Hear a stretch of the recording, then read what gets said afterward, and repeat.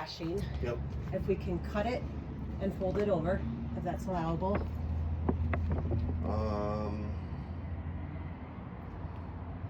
Are you talking about over the joist? Yeah. Cut like there and then put it down? Yeah.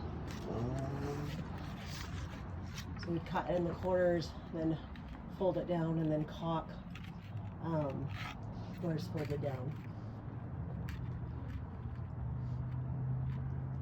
I mean, you could. It'd be easier just leave it like that. Is there a specific reason why you don't want it like this? Oh, is it supposed to be left like that? You can leave it like that, yeah. Oh, okay. Yeah. So it's done right then? Yeah. And if you want to, I mean, you could cut it and bend it down, but that's fine. The flashing's fine how it is. Okay. How about, how much flashing do we need behind the siding? Behind the siding. Like on this upper part coming up. I would just go to the bottom of your slider. What's the slider? Just your sliding glass door right here. Oh, I would okay. just go to the bottom of that. Okay, so we cut that siding then and put flashing there? Oh, you don't need to cut any siding. You'd be fine there. You're good with how it is there. You just don't want any water coming underneath. So if you don't have any flashing underneath that siding piece, then you'd want to. But you don't need to cut over here. I wouldn't cut any siding there. I would just do it right there underneath your sliding glass door. We should cut it underneath there? Because there's that little gap that's right in between there. I can't tell. Is that just from the siding? Let's see if I can. Well, and that's another question I had is, what is the air gap between the top of the deck? So you can have any, there could be any amount that you want up here, the gapness.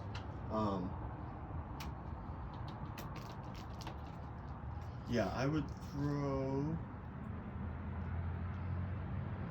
because obviously your decking's not going to be the same height as your slider, correct? Right.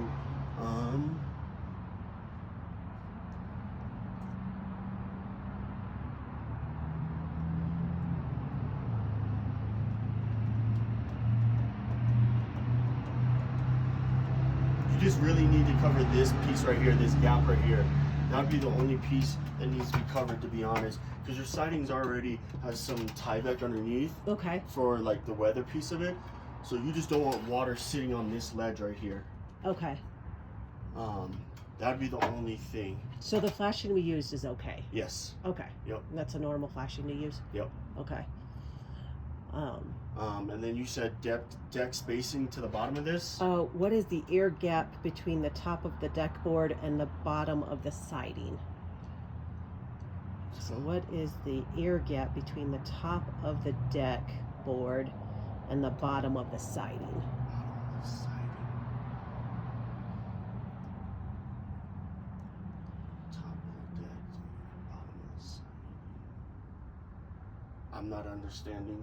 Sorry. Okay. Top of the deck to the bottom of the siding. Are you talking about having a gap up here on this piece of it, like right here, having a gap? That's a good question. Top To of be honest, the deck. Oh, maybe when we put on the deck boards. Top of the board to bottom of the siding. Oh, okay. So I think he's talking about that same thing we were talking about with the. just that gap up there. Yeah. Gotcha. Yeah. I'm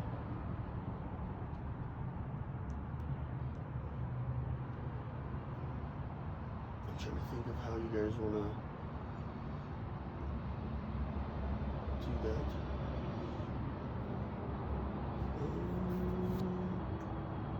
And I could call my friend and ask him specifically about that, just make sure I'm getting the right, because he's the one that's helping me with this. Gotcha. I don't know what I'm doing. For sure. How do we handle the gap between the top of the beam and the bottom of the joist? So right here, I see here they've got these like spacer things, like, because right now, so I see on that deck they got those like spacer the things. shims. Yep. But you see that big gap? I mean, that's like 1.5 inches. Yep. So, I mean, I've got this extra can we cut this and make it a little higher? Like, what would And you? put those pieces in between there, are you saying? Or, I mean, those pieces or something like that.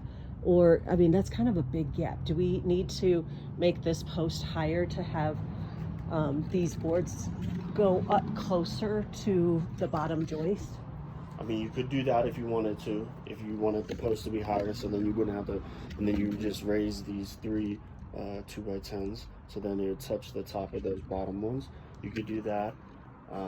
Is there any requirement to, like, if we add a piece under here to lift it up, is there any requirement of, like, do we have to have one of those things on it? You would still need, so you could lift these 3 2x8s, yes.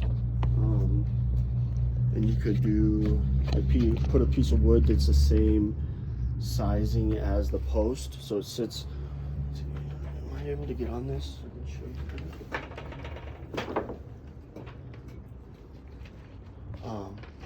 So yeah, you could lift this up and put something there, so then the bottom of this would touch. That would be fine.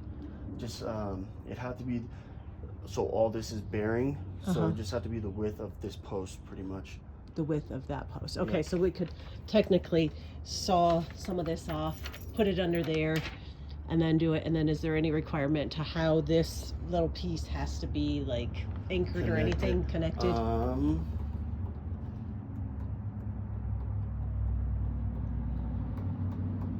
trying to think. There might be, if you could stick.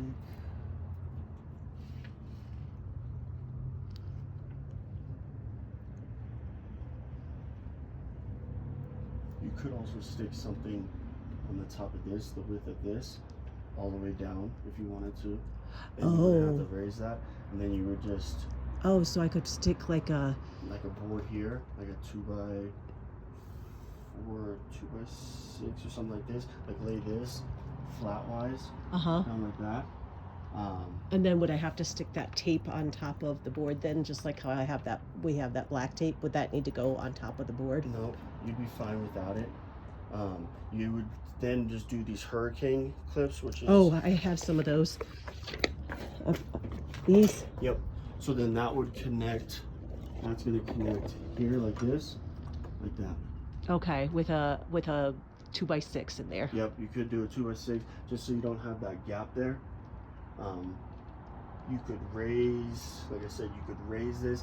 If you do cut it though, that's only, like, you're cutting that small of a piece.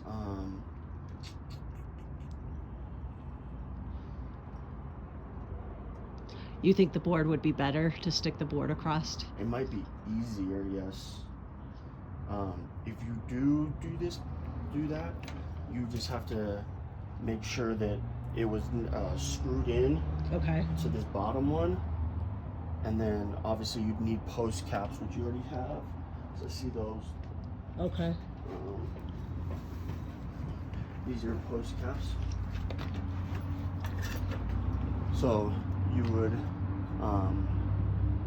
just need to make sure that this is connected to that. If you cut like that, like you were talking about, just make sure you throw a good amount of screws in there, so it's on there and sits. Okay. So it can't move at all. Okay. Okay.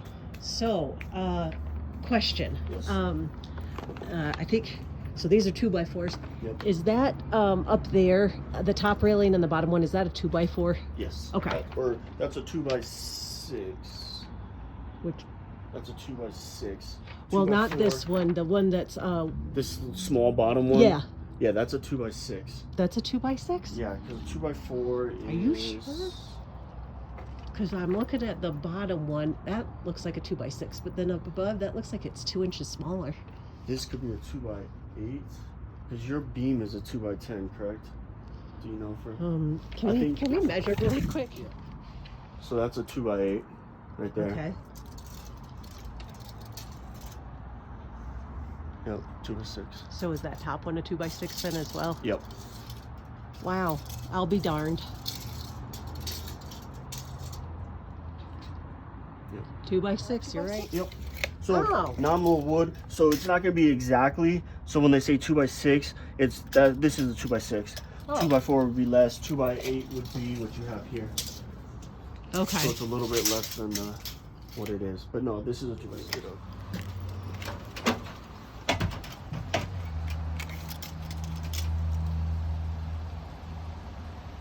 Inch and 7/8. Okay, and then this board here.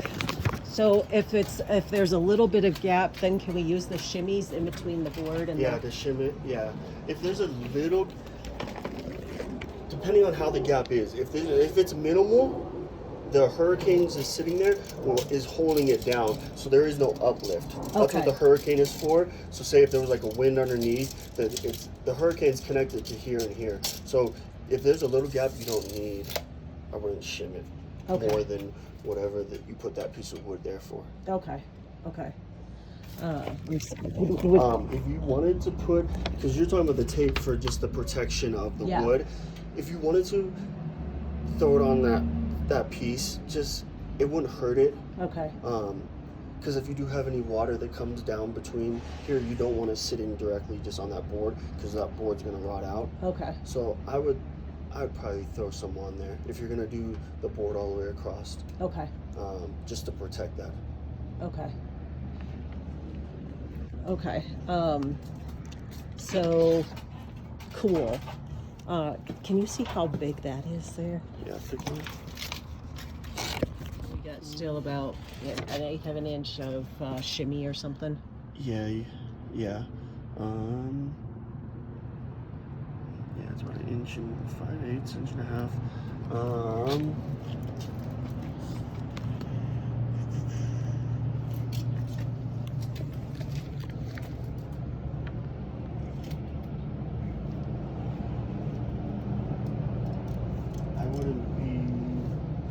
The deck's not that high off the ground, and it's not like it's cantilevered a bunch.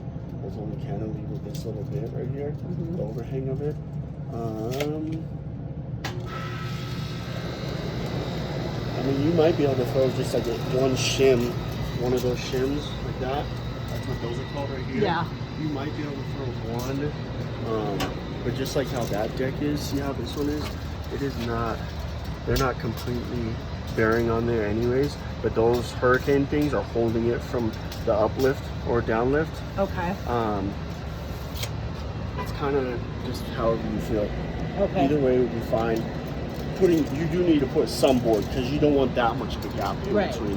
But if it's minimal, you might not have to shim it. Okay. Just throw those Hurricanes on there, and it should work. Okay.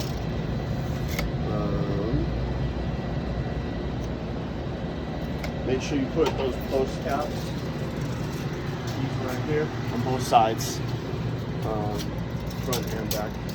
On the top of this? Yep. Okay. So see how this is? This is a different kind of cap. Okay. But it has it in the front and the back. Yeah.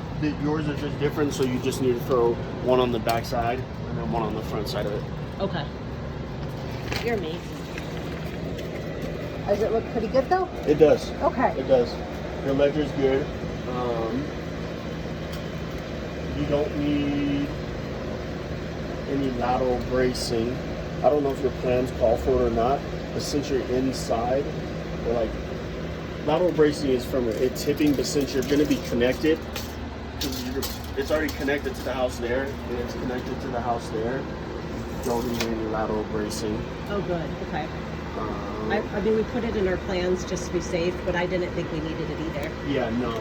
I mean, if you always want to, if you do have them and you always just wanted to throw one up, you can, just in the middle somewhere. It wouldn't hurt. But since you're connected on both sides, you don't have to. Okay. Yeah. All right, Cody. Well.